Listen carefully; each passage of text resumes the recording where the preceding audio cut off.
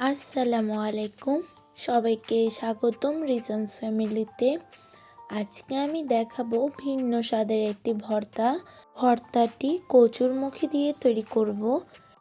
খেতে যেমন দারুণ, দেখতেও খুব লোভনীয়। তার জন্য এখানে আমি কিছু কচুরমুখী নিয়ে নিয়েছি। এখন কচুরমুখীগুলোকে আমি পানিতে ভালোভাবে ধুয়ে নিচ্ছি। এখন কচুরমুখীগুলোকে ধুয়ে নিয়েছি, ধুয়ে একটি প্যানে নিয়ে নিয়েছি। এখন এগুলোকে সিদ্ধ করে নিব। তার জন্য এখানে পরিমাণ মতো পানি দিয়ে দিয়েছি। এখন কচুরমুখীগুলোকে সিদ্ধ হওয়ার জন্য ঢাকনা দিয়ে রেখে দেব কিছুক্ষণ। দেখুন, একেবারে পানি শুকিয়ে যাওয়া পর্যন্ত কচুরমুখীগুলো সিদ্ধ করে নিয়েছি। এখন এগুলো সিদ্ধ করে নেওয়া হয়ে গিয়েছে। এখন এগুলোর খোসাগুলো ছাড়িয়ে নিব। এখন একটি প্যানে 1 টেবিল চামচ সরিষার তেল নিয়ে নিয়েছি। এখন তেলগুলো গরম হয়েছে, আমি কিছু শুকনো মরিচকে ভেজে নিয়েছি। এখন এখানে কিছু রসুনের কোয়া দিয়ে দিচ্ছি আর কিছু টুকরো করে রাখা কাঁচামরিচ।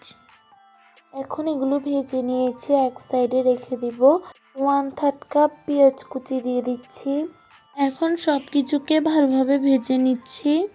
এখন এগুলো ভেজে নেওয়া হয়ে গিয়েছে, উঠিয়ে নিব। এখন আমি কচুরমুখীগুলোকেও ভেজে নিচ্ছি। এখন এগুলো ভেজে নেওয়া হয়ে গিয়েছে, দেখুন। এখন এগুলো উঠিয়ে নিব। এখন এখানে ভেজে রাখা শুকনো মরিচের সঙ্গে 1 চামচ লবণ দিয়ে ভালোভাবে গুঁড়ো করে নিয়েছি। ভেজে রাখা পেঁয়াজ, রসুন এবং কাঁচা মরিচগুলোকেও একসঙ্গে মেখে নিচ্ছি। এখন কচুরমুখীগুলোকেও দিয়ে দিয়েছি, দেখুন। এখন এখানে কিছু ধনিয়া পাতা কুচি নিয়ে নিয়েছি। এখন এগুলোকেও মেখে নিচ্ছি। এখন এখানে আমি 1/2 চামচ পরিমাণে সরিষার তেল দিয়ে মেখে নিব ভর্তাগুলোকে।